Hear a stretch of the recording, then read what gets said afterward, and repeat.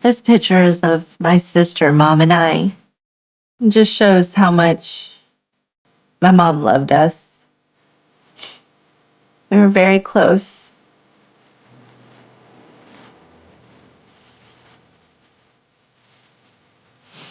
You can see how she's just hugging us. I wish I could go back to this time and just hold her and not let go.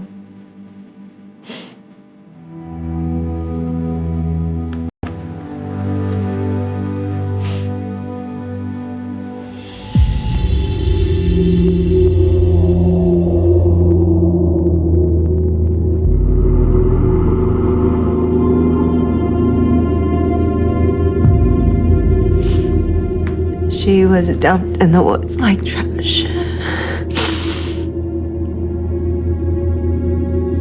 My mom didn't have any enemies. My mom loved people. She did not deserve that.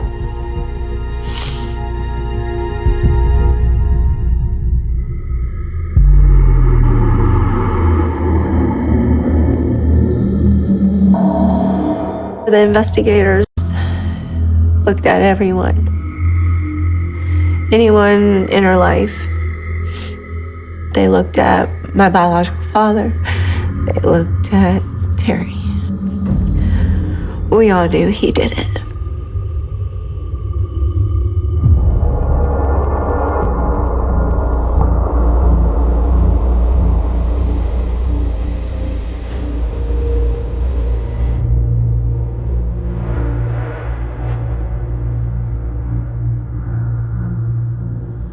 I see a murderer. As far as I'm concerned, I don't have a brother. I don't have any photos of him. I don't have any good stories of him. My children aren't at an age where I want them to know that evil like him exists. He disgusts me.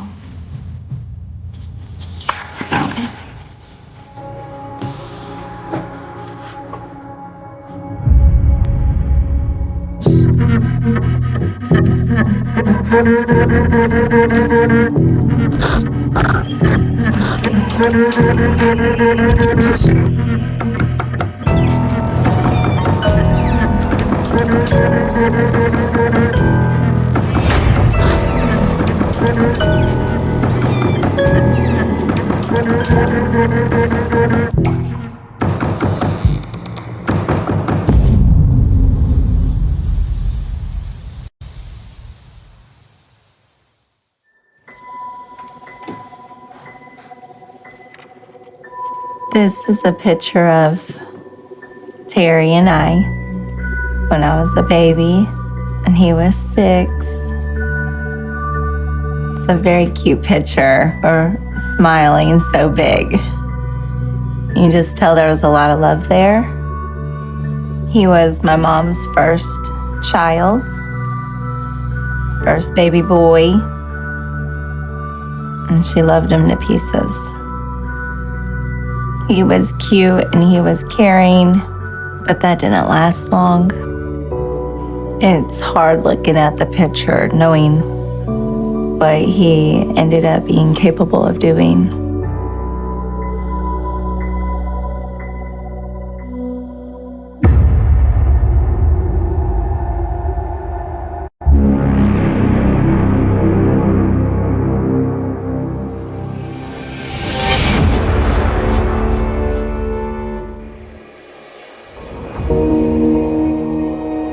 When we were younger, it was normal for us to stay home alone. My mom worked 3 jobs, and our parents were always gone. And so my brother would be in charge.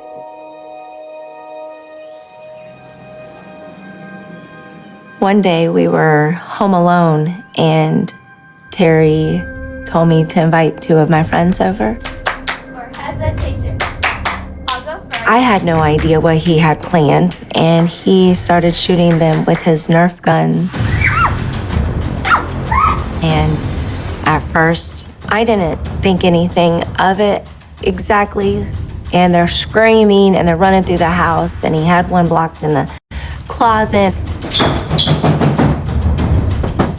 And he was laughing. I was yelling at him to stop, and then they ended up running out of the house. And that's when we realized something's not right. There was blood. Terry had put sewing needles in his Nerf guns. And I asked him, I said, why would you do that? And he said, I just wanted to. Looking back at it, that incident with the Nerf guns started to show a different side of him, very dark side. Terry got pleasure out of tormenting my friends who were young, because it's like he had power over them, that they were screaming and that they're yelling stop and that they're running from him. He liked that. I was always scared.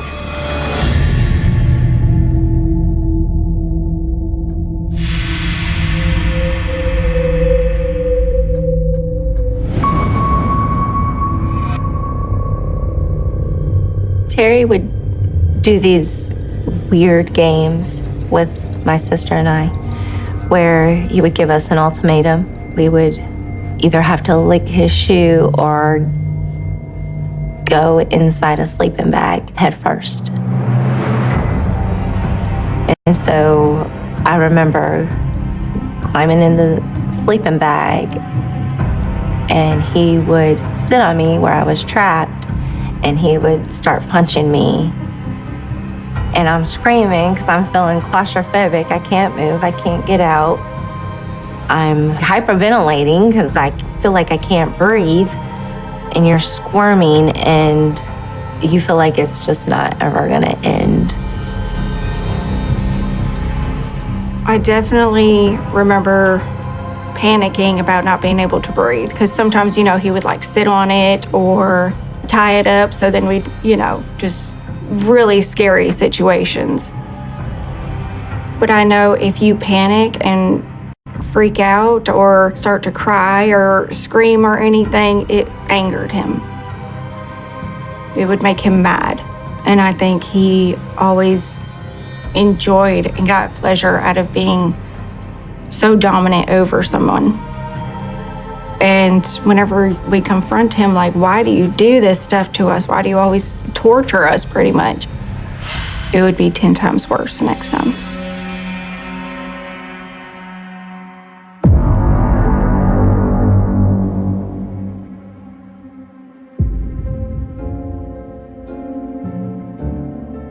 I remember him playing on the basketball team when he was in high school, and he didn't get along with some of his teammates, and he would get in fights with them.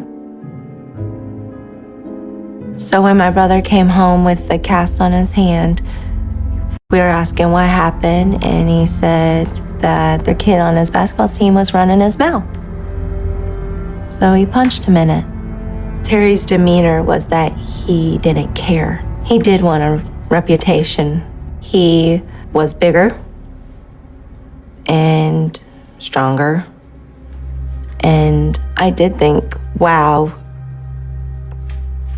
you don't want to mess with my brother. That is the first fight that stayed with me. There were others after that. It was always somebody else's fault why he did something. My mom always believed my brother. She said, trouble always finds him. I think Terry liked to hurt others because he was in a sense of control and power. Where do you think that came from? You want my honest opinion?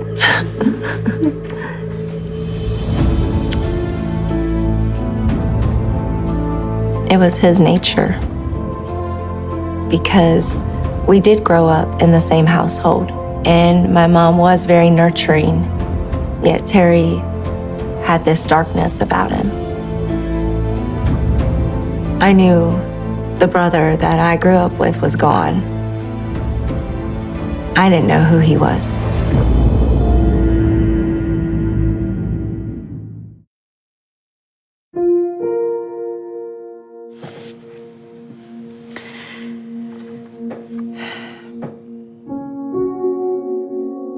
This is Terry, myself, and my sister with Santa Claus.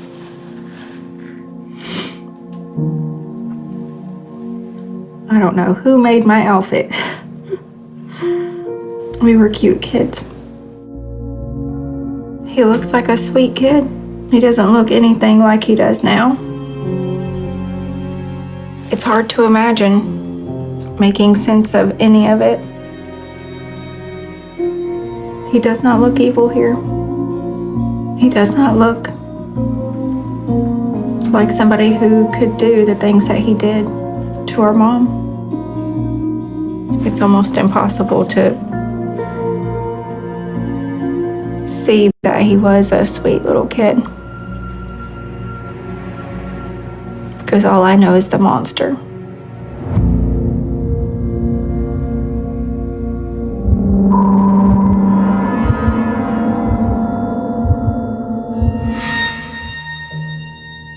So growing up, my mother was Catholic. We prayed.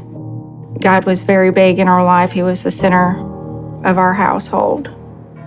Terry did not participate as much as she hoped.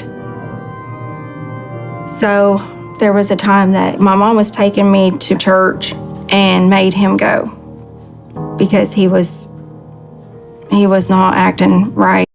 He would just be so disrespectful and disobedient that it was impossible to live with him. So she made him go with us to church that day. And it wasn't long at all into the service that he was yelling that my pastor didn't need to be up there because he's telling everyone lies and he's going to go to hell for that. And Terry knows because he's seen it all.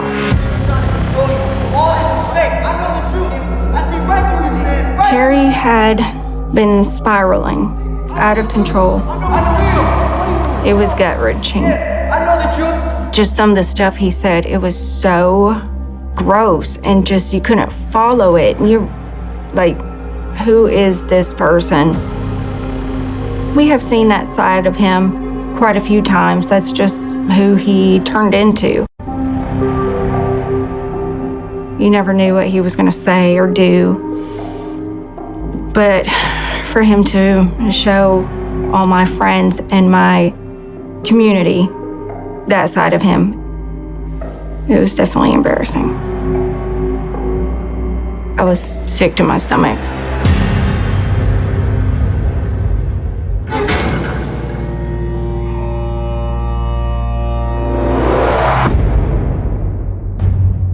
Terry struggled with being respectful.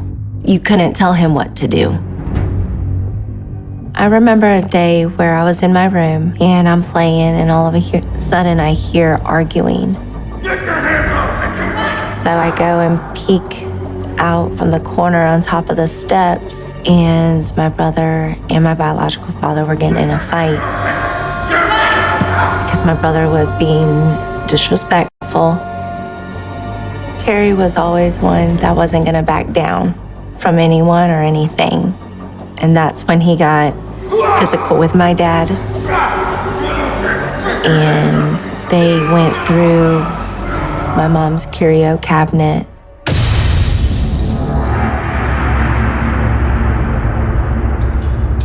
Glass everywhere.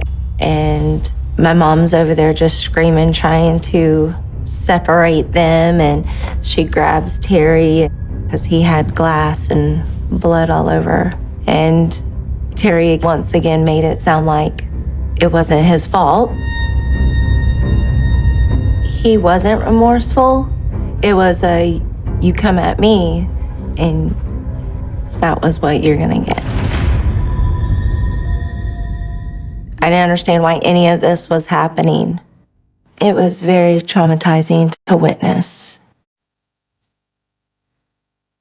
And it still is an image and memory that still lives with me.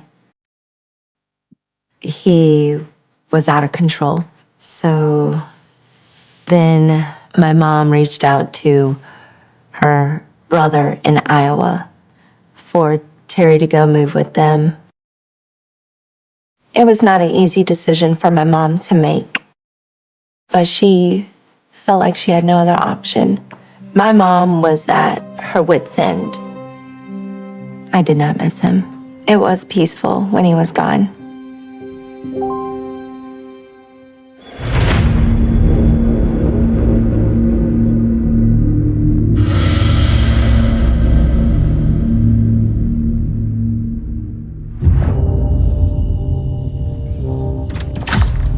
He came into the house very abruptly and just in a panic.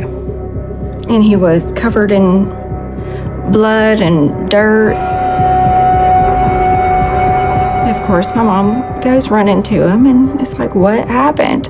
He was supposed to be out walking the dogs and he was saying that he was jumped. And so my mom asked, because he wasn't, bleeding anywhere, like, where is this blood from? And he admitted that he had stabbed someone.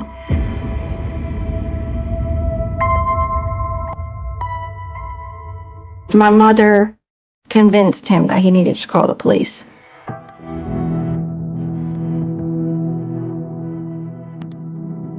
I have already been too embarrassed to go back to my church. I'm already embarrassed at school, at, all my favorite places, and now there's police in my house. He claimed self-defense. He was always the victim in everything, always. As I got older, I saw through him. He's a good actor. So whenever he was talking to the police about his version of what happened, I was just trying to picture it, and it did not make sense to me. And I could read it and tell that he was lying, and I was wondering if the police would read it and know he's lying too. He wasn't charged with anything. They believed him. I felt like he could get away with anything.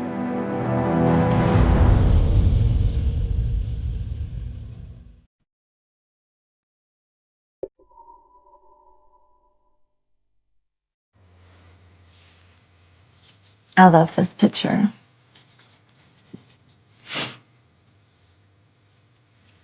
My mom's smile is so big. This is like a true picture of my mom.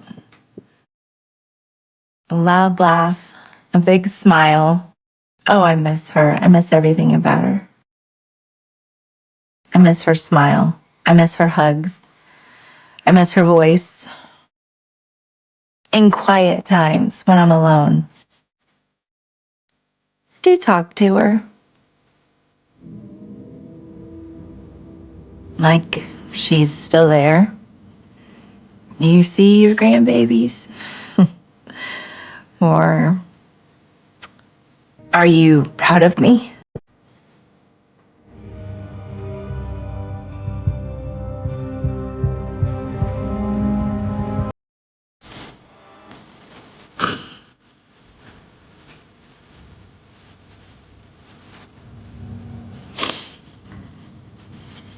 I just want my mom to be proud of me.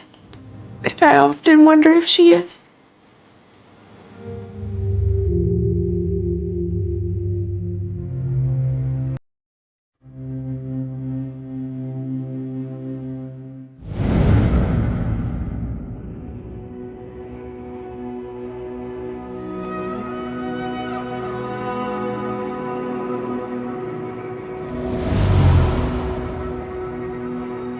From the moment we met him, my mom's whole demeanor and everything changed.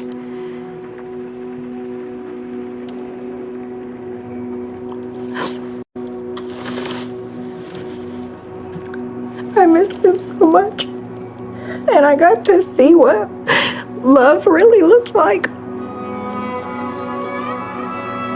And to see how happy my mom was.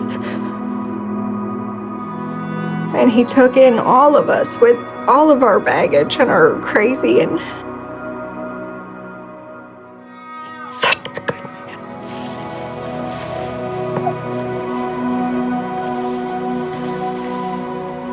He set the bar high. He tried to have a relationship with Terry. And my brother pretended to be best friends with him until his true colors came out.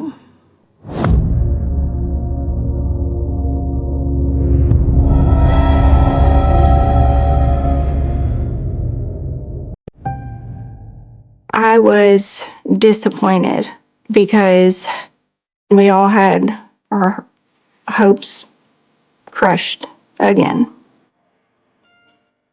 He was up for parole, and he asked her to be there on his behalf and state where he would be staying and the good things that he would be doing. And she shocked everybody by saying no. She did not think that he should be up for parole. It was very difficult for her to do. My mom was torn. She was torn because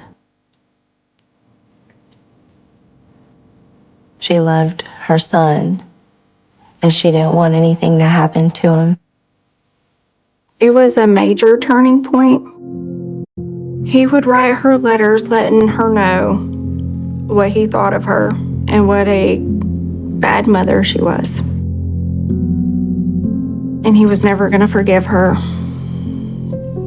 And everything bad in his life was because of her. They never let me read them, but I remember my sister got a hold of them and she told me some of the stuff that was in them.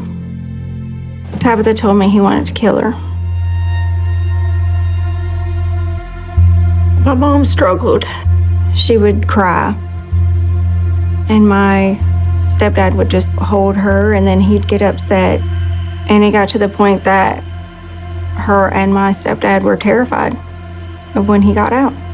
I think the whole house was on edge.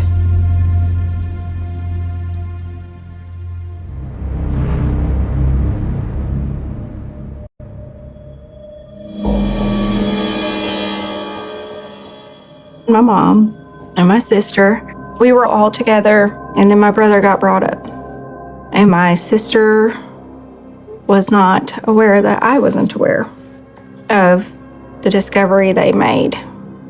And she mentioned about him violating my pictures.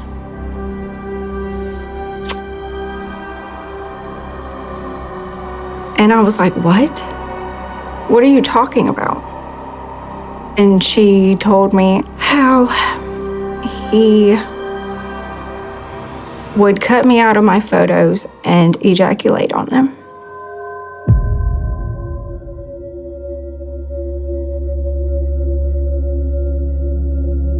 I've never hated anybody before.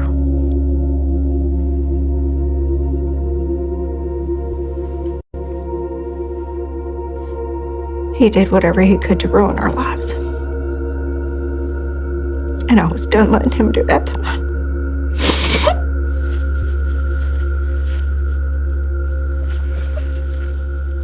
And from that moment, I swore I would never look at him again. And I meant it. And I made it clear to my mom I meant it. And I was done letting her take him back. I was done. And if she didn't, then I'd be done with her. I did not want to show my face at school. I didn't want no friends. I couldn't go to church.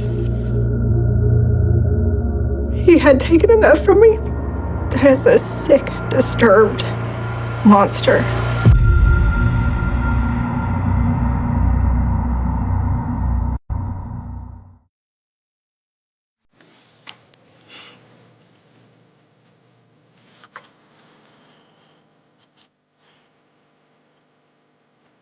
This is a picture of my mom kissing my dad on the cheek. And this is when my dad was sick. My dad, Mike. It was very hard. My mom was a caretaker, so she was caring for him. Yeah, this is a hard time for her because the love of her life is very sick and she felt helpless. And she was just doing everything she knew to do to help him and take care of him.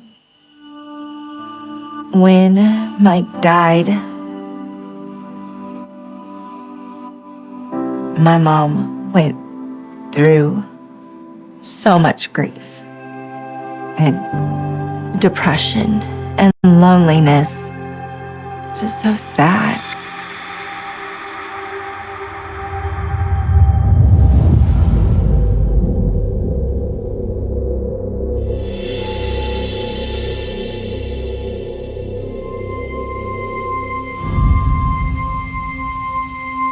She was just so sad all the time. And that's when she invited Terry to come back. Terry definitely saw it as an opportunity to take advantage of her. Here she is vulnerable. Here she is alone. I didn't think it was a good idea for her to bring him back in the home. But at that time, I didn't think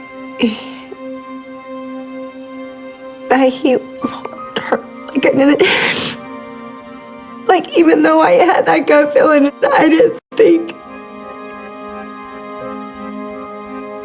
that it was gonna come to this.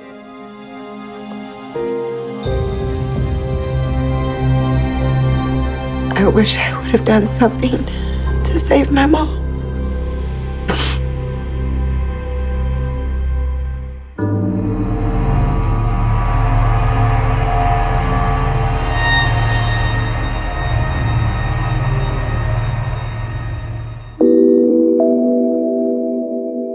My mom was supposed to stop by the house and hang out for a little bit.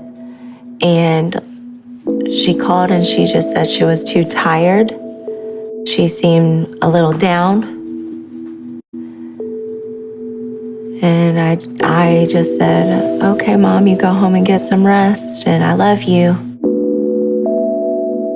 It seemed off that my mom was a little down and tired, like something was bothering her, but my mom didn't open up and share.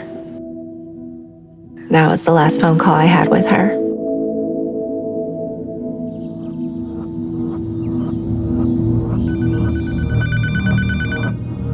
So my uncle called me Wednesday. Hello? And he was like, hey, have you heard from your mom? He's like, I kept calling her and haven't heard from her.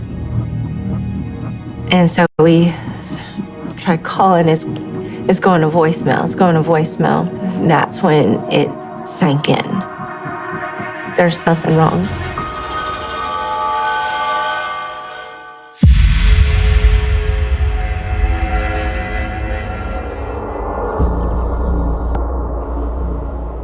She was hysterical on the phone. And all I could gather was, Mom's missing.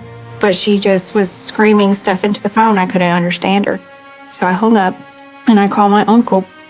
And I was telling him, something's wrong with Tabitha. I need you to go get her, figure out what's going on.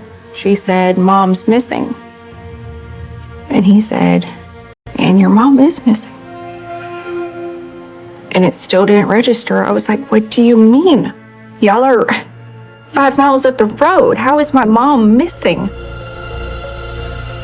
And then I had asked my aunt and uncle, well, what does Terry say?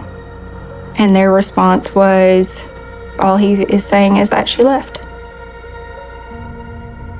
and didn't tell him where she was going without her dogs. I didn't buy it for a second.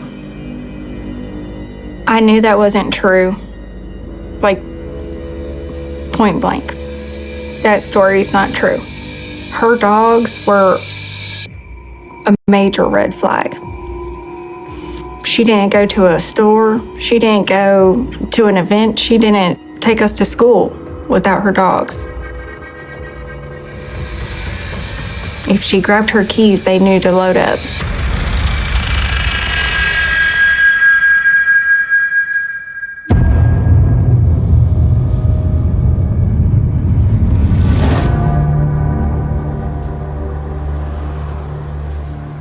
When they found her vehicle, it was kind of like a knot in your stomach, because my first question was,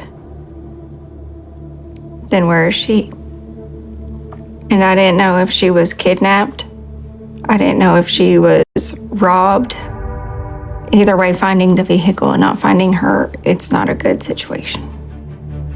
Her car was found not too far from the house, but on a road that we wouldn't have been on. And her belongings were on the outside of the car, but they were placed a specific way so that they could be found. Her phone was found, her purse was found, all of her money, her ID, everything except the vehicle key. We knew she was in trouble. And after it had been a while, we were advised we need to be looking for a body. And a search party was put into place, and volunteers came in. It was not long at all. We got a call to meet at the fire department. I called my sister and we sped so fast. I went inside expecting to see her.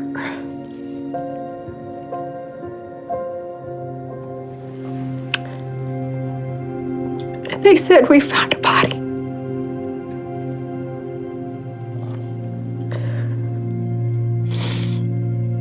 And I just remember everything going blurry. And I couldn't breathe.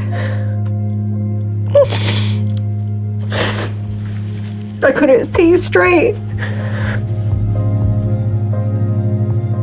They found her not far from our house at all.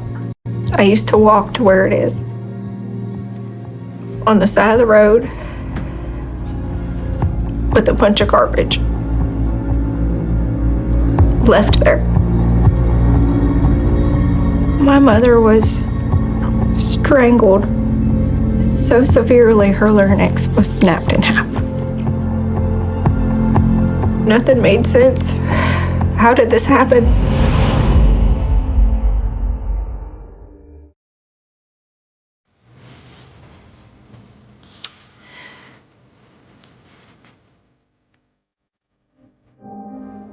That was when I was pregnant. And she was always touchy-feely. She would hug you for the longest time. She would make sure you felt her emotions.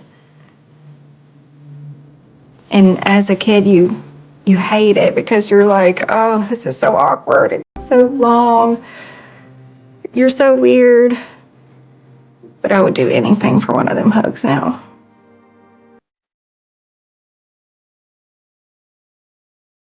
The pain never goes away. You just get stronger at hiding it.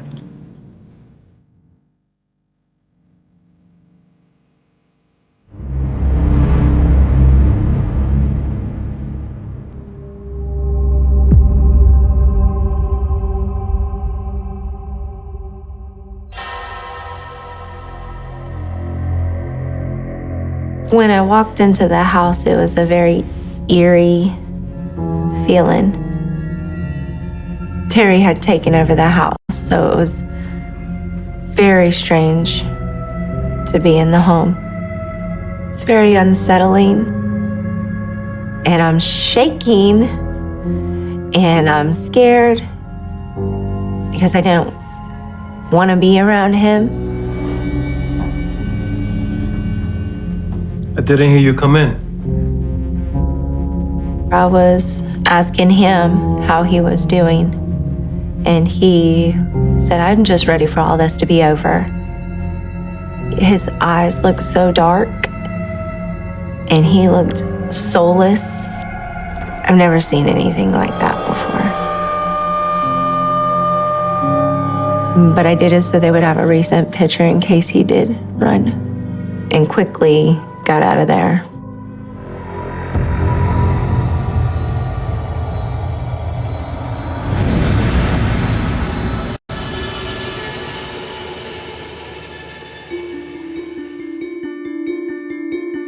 And as they were searching my mom's house, they found my mom's Betty Boop keychain that she had that wasn't in the car. Here we are on the road again. I didn't know the significance at first, Love traveling. but on one of our trips to see Anne when she was pregnant, Mama Big Rig right there. I'm recording. I don't even know why. I grew up with my mom recording us kids, you know. Mommy, you're gonna be a grandma. I know. I'm recording the scenery, I'm recording my mom. And as I'm moving the camera, I capture her keys and her keychain.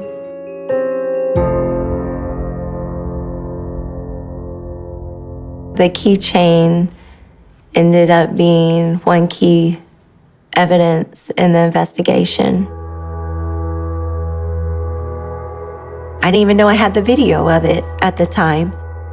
I was just looking at videos of my mom, and I was just missing her. And that's when I was like, there it is. I gave him the video. I believe that is when they charged him with my mom's murder.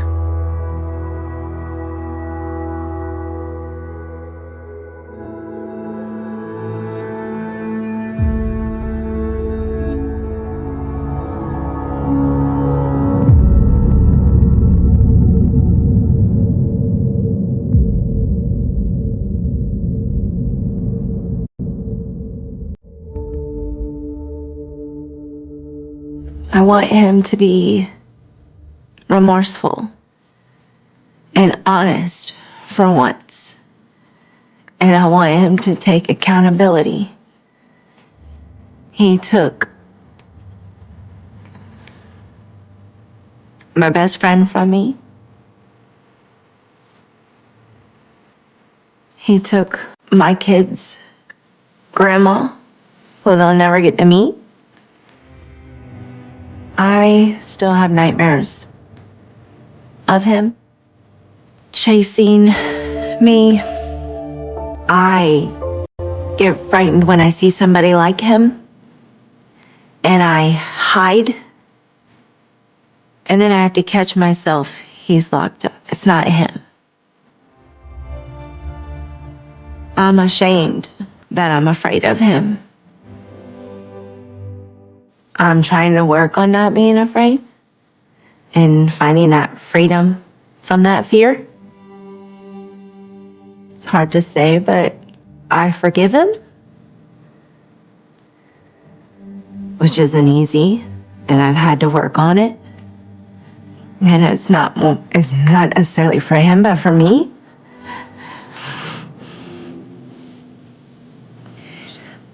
I'm still angry and mad, but I can't have hate in my heart.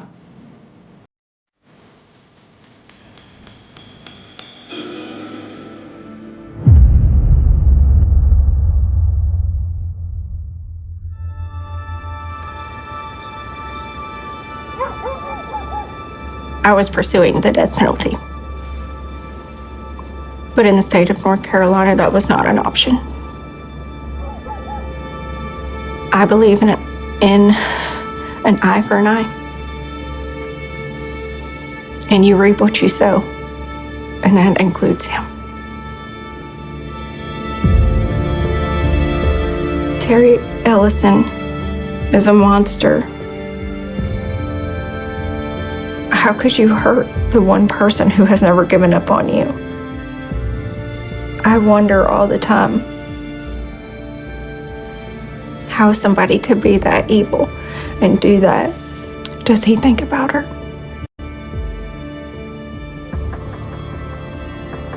Does he hurt as much as we do?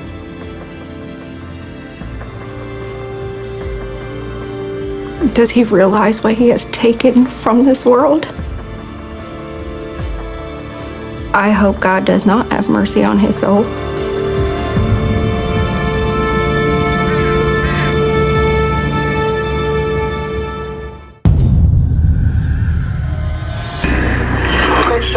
County 911. A guy came, he had a gun.